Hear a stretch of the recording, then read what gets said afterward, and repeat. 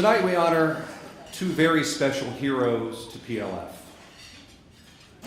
People who have had a significant and lasting impact on what has happened in our courts.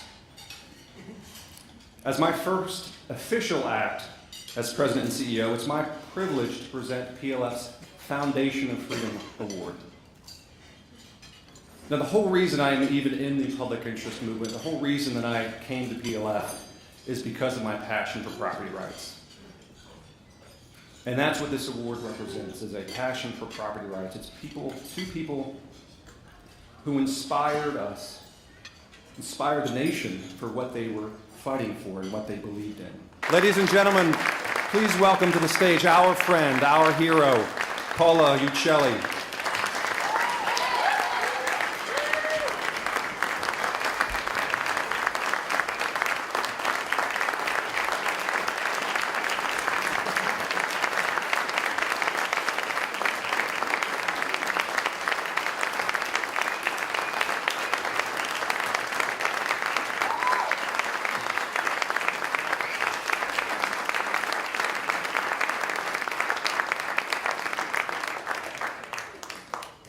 Paula is a fellow advocate for property rights. I'm very proud, it's my absolute privilege to provide you the PLF Foundation of Freedom Award, awarded to you and to Pete for your steadfast work on behalf of property rights, for your long-time support of the Pacific Legal Foundation, and for your true and lasting friendship. Thank you.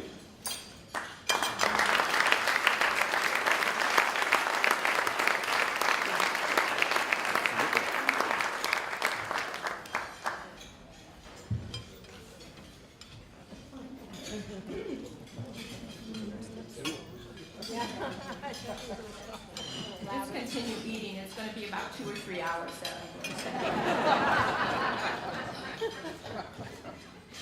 But I do have a few words, and I hope that you'll bear with me because this needs to be said. First of all, I'm going to put my glasses on. I want to thank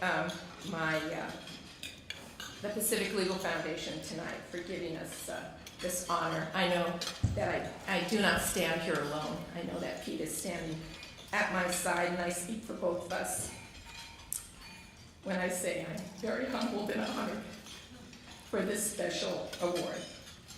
My heart is filled with gratitude for this recognition from PLF, and it means so much to me that you still remember Pete after his passing of 11 years. I really, really do appreciate it. I want to thank my family members that are here tonight. They've been through a lot with us, and they've supported us through everything. And our son, Richard Uccelli, and his wife, Deborah, my granddaughter, Stephanie Uccelli, Vinatieri, and her husband, Dan, my sister, Marilyn Torito, and our nieces and nephews and cousins. Please stand. Please, come on.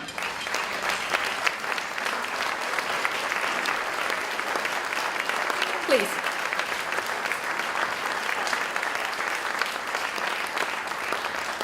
You know, as I look out in the audience this evening, I see longtime friends, some of whom have been with us since the very beginning of our Property Rights Challenge. Thank you for being here to support us. You know, when Pete and I decided to share our lives together, we also made a commitment that we would live our lives to the best, highest, and most meaningful way possible on a daily basis. Little did we know that that commitment would include being advocates for property rights. In the early 1950s, my husband purchased 26 acres of reclaimed wasteland on the San Francisco Bay in Redwood City, California, located on the San Francisco Bay. There had been 18 previous owners of the land, including the Hearst family. The state of California had previously reclaimed this wasteland in the 1800s, and there were patent deeds that had been issued for private use. You hear this, private use. The state wanted to put the land to productive use, and my husband purchased it with the intent of building a marina. There was a group of boaters who did not have a place nearby to dock their boats. So Pete found a need and started to fill it. Many people, like you heard on the video, called him Crazy Pete for buying the wasteland, but he had a vision, and when he was finished with the project, he named it Pete's Harbor, a marina that would eventually birth 280 boats. He also built a restaurant that seated 325 people, and it offered breakfast, lunch, and dinner 7 days a week. It was named Harbor House Restaurant. We eventually added a boatyard, RV storage, container storage to the services we offered. Pete's Harbor became a recreational destination for multi-generations of families, and business professionals along the San Francisco Peninsula. Together, we continued to build Pete's Harbor into a successful business. We were so proud that our business would eventually provide financial resources that we could pass on to our family. Life was really good until one day, the state of California stepped into our lives. The state had decided it wanted to reclaim waterfront property, and their strategy was to use intimidation by challenging the legality of our title and ownership. The state wanted our land, and state agents gave us something to consider. They would seize our land, take full ownership of it, and then lease it back to us. They claimed they didn't want to put us out of business. Aren't they nice? They're really good guys. Originally, the property was wasteland, but now it was fully developed. However, there was no additional compensation offered by the state of California for land improvement. Over many years, we had multiple property right disputes. The State of California Commission, the San Francisco Bay Conservation and Development Commission, also known as BCDC, the Army Corps of Engineers, as well as other agencies with various jurisdictions over the waterfront. The state continued to literally drown us in paperwork and drain our financial resources in an attempt to further overwhelm us into giving up our property. Through all the worry and stress, my husband came up with a brilliant idea to redirect us. He went to the title company and told the management he was given clear title to his land when he purchased it, and if he lost it, he would sue them. This was quite a motivational speech for the title company executives, since this would establish a very costly precedent for title companies. The title company stepped in with legal counsel to take our case and to coordinate with our private legal counsel. The new team of attorneys led us to the door of the Pacific Legal Foundation.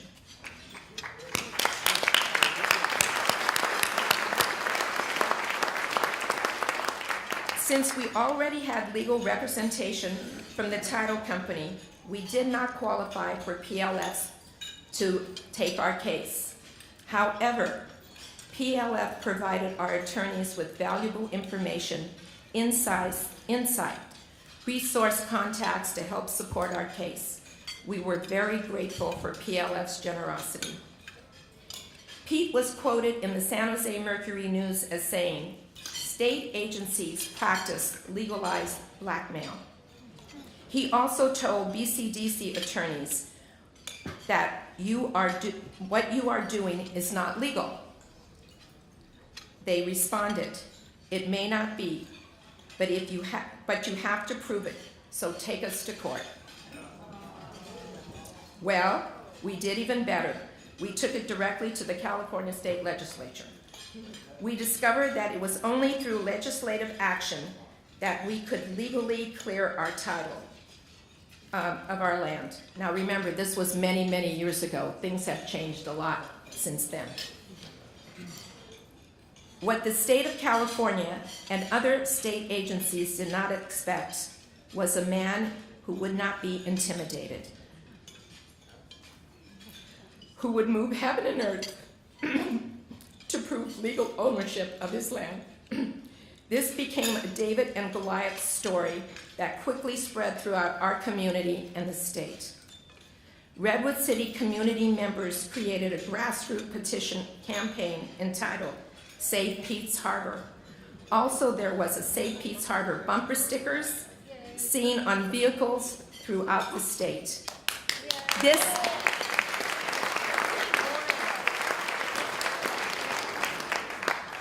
And a matter of fact, the great-granddaughter of the gentleman who started this, Rick Richardson, Jerry Dane, she's here tonight. Jerry, where are you? Jerry.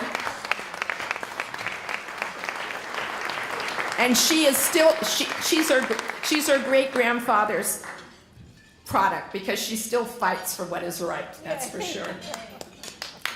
This campaign resulted in 10,000 signatures that were presented to the California State Assembly to support the bill that created Save Pete's Harbor. It was endorsed by both Democrats and Republicans, and I want to tell you, the man who really helped push this through is here tonight also, Bob Naylor. Bob, where are you?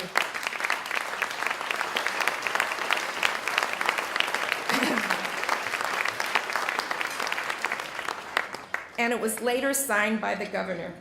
This victory gave us a temporary rest, but eventually state agencies were finding new ways to challenge us over our property rights. Pete and I had a vision for our land. We wanted to someday convert the property into a residential development and marina where people could live by the water, enjoy boating activities on the bay, and there would be a pathway and recreational access for the general public. We were introduced to a developer, Paul Powers, with the Paul's Corporation located in Denver, Colorado.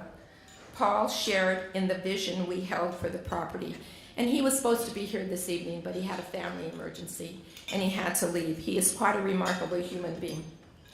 After many years of preparation, and I say many years, of preparation and negotiation, the project was approved in 2000 by all the appropriate local government agencies. However, it was challenged by a ballot referendum spearheaded by multi-environmental groups, and we lost the election by a very small percentage. This meant that we could not proceed with the project. After Pete's passing, the same developer came to me to create a revised plan for Pete's Harbor property. But in 2008, financial crisis, now termed the Great Recession, stopped the project for the second time. Then, in 2011, the same developer revisited the project, and I hoped that the third time would be the charm. However, once again, environmental groups tried to stop the project, and the issue of legal ownership of our property was brought up by these groups. This time, the project protesters launched a social media campaign against me personally. And they also went to all the state agencies who we had previously challenged us and awakened a sleeping giant. I found myself battling yet another series of battles, fighting another series of battles, various state agencies and environmental groups. The radical advocates even claimed that Pete had stolen the land and the people of the state of California had rightful ownership to it. It took multiple hearings before various state agencies and the winning of 17 court actions in order to sell my property to the developer. It was not easy to overcome these aggressive challenges, but I was determined to keep our dream alive. The Pete's Harbor property was finally sold in April 2014, and the residential development is now in progress.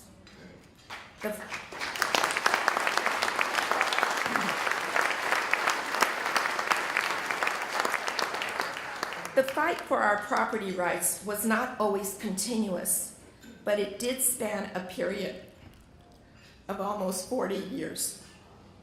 We never gave up believing and fighting for what was rightfully ours.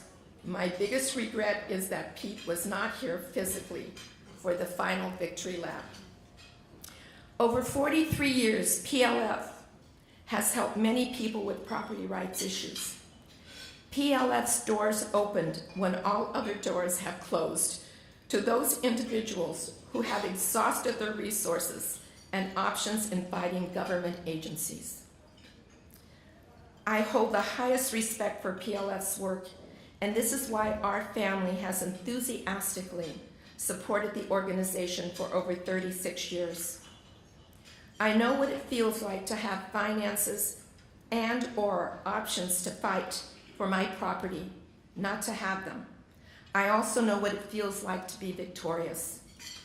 PLF has helped many of you here experience the joy of winning.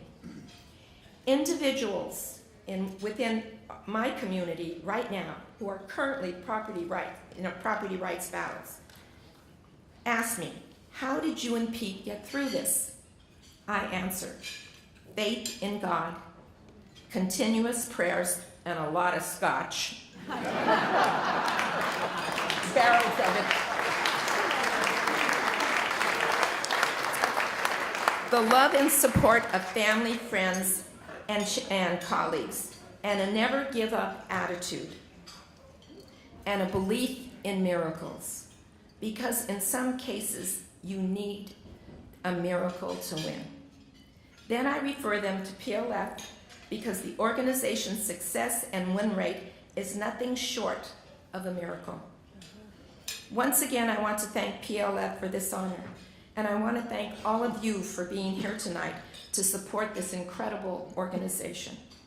I ask that you continue to support PLF on an ongoing basis. I know that I am also speaking for Pete when I say, for this award and for so much more, we are very grateful. May God bless all of you, especially those currently battling property rights. May God bless the Pacific Legal Foundation for their noble work. And may God continue to bless America, and especially the United States Supreme Court, one of the jewels in the crown of our freedom. Thank you.